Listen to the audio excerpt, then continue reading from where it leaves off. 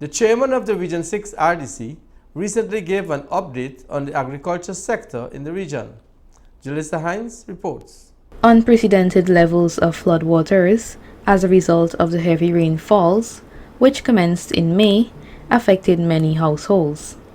Chairman of the Region 6 Regional Democratic Council, Mr. David Armagon, gave an update on agriculture in the region at the Council's monthly statutory meeting last Thursday. The formula that has been put out was based on a house-to-house work that was done immediately after the flood period and during the flood period. Now, on the basis of the numbers that were submitted, the government came up with some numbers to help these people to get back on their footing. So farmers who would have lost their crop, in other words, who didn't get a chance to reap because of the flood, they would be paid, I think, the $60,000. Mr. Armagon went on to disclose the government's plans to compensate farmers who were affected by the floods. Then there are also persons who would have reaped their crop, but then they began to sow before the rains came. And so they would also lose whatever they had sown. So they will be given, I think, it's $50,000 per acre. And then there are some people who would have lost because they had prepared their land, they got it to a point, complete preparation, but they did not get a chance to sow the fields. So they would be getting $45,000 per acre. Yeah, 100,000. An ordinary kitchen garden is 50,000. It was big. Then if you have a big kitchen garden, which you have to sell stuff and so on to make money, right? So that is still to be defined properly.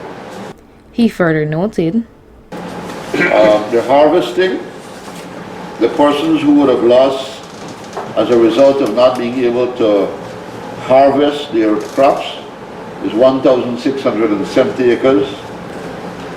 The sowing, people who would have sowed and lost, is about 10,359 acres. And so this crop most likely will be reduced to about 44,000 acres instead of the usual 62,000 acres that we are accustomed to on a yearly, on a crop by crop basis. So there are also persons who would have lost cash crop, and the cash crop people will also be given 50,000. The chairman then revealed these details relating to persons who are not enlisted for compensation. There are persons who have reported that they lost, now they are coming forward to say that they lost things. Because of the pronouncement that the government has made, they are now coming forward to say that nobody visited them. And so we are taking their names, and I don't know, a decision has to be made at some point as to where we go from there. Because what we are doing is collecting their names, and maybe we can send our people still to go and verify if they indeed lost stuff. Mr. Armagon also noted that livestock farmers will be compensated.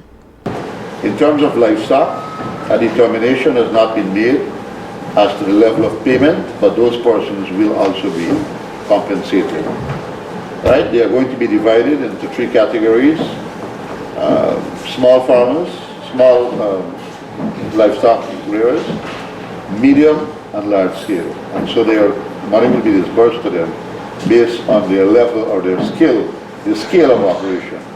So we have all these things will be rolled out very shortly.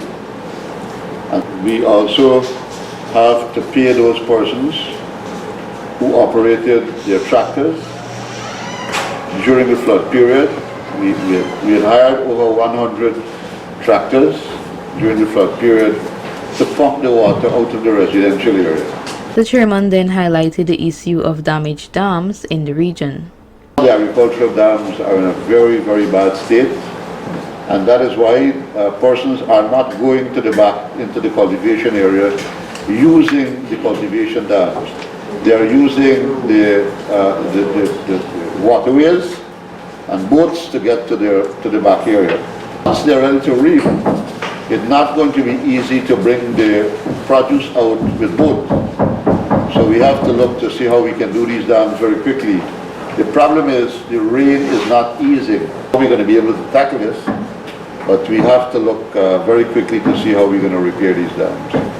So it's a very delicate situation. It's a very challenging situation. We have dams to be done. It is estimated to repair these dams. We have done a quick estimate on them. It's likely to be over $75 million. He divulged details on aquaculture in Region 6. Aquaculture is going to be given a big lift in the region. 4 machines have been identified to come to the region to assist in this aquaculture drive, to assist these people who are interested in aquaculture, to make sure that we can help them to do their embankment, whatever they have to do, that these machines will be available to help them to start producing shrimp in a big way. We want to get into shrimp production in a very big way, and fish as well, inland fishing. But we are working very closely with the Sea Defense Board to make sure that these persons who are involved in aquaculture will do it in a way that will not affect the sea defenses. Mr. Armagon went on to disclose these details. A contract was signed with an investor to set up a processing plant in Blackbush Polar to process fruits and vegetables. That person has been given an excess of about 5 acres of land in the Maibikuri area, and that factory is expected to start anytime soon. Fully, that factory is going to be operable sometime next year.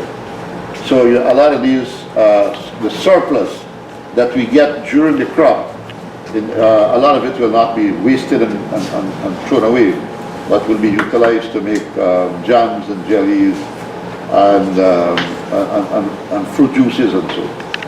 The government of Guyana recently announced that $7.8 billion will be spent to assist flood-affected Guyanese. Reporting for Channel 8 News, I am Julissa Hines.